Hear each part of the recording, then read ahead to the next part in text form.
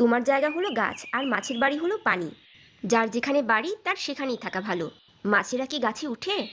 না। তাহলে তুমি নিজের বাড়ি ছেড়ে পরের বাড়িতে গিয়েছিলে কেন? তুমি এখনো অনেক ছোট, সাঁতারও জানো না। কোনোদিন আর এই ভুল করো না।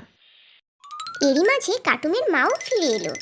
কার্টুন বাছা আমার, তোমার গা ভিজলো কি করে? নিশ্চয়ই পানিতে পড়ে গিয়েছিলে, যা দুষ্টু হয়েছে তুমি। মা, আর কখনো পানিতে নামবো না আমি। আমার ঢের শিক্ষা হয়েছে। তুমি যেভাবে বলবে ওভাবে থাকবো। গাছের ডালে ডালে পাতায় পাতায় খেলা করব। গাছ পাতা আমার বাড়ি।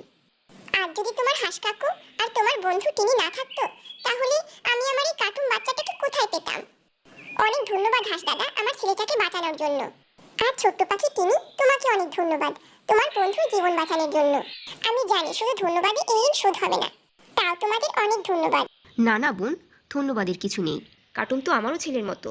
হ্যাঁ মাসিমা, কার্টুন তো আমারও বন্ধু। মায়ের মতন নাই বড় সম্পদ, শুনলে মায়ের কথা হয় না বিপদ। বন্ধুরা, পরের পর্ব দেখতে চ্যানেলটি সাবস্ক্রাইব ও লাইক করে দিবেন, আর ফেসবুক পেজ থেকে দেখে থাকলে ফলো করে দিবেন।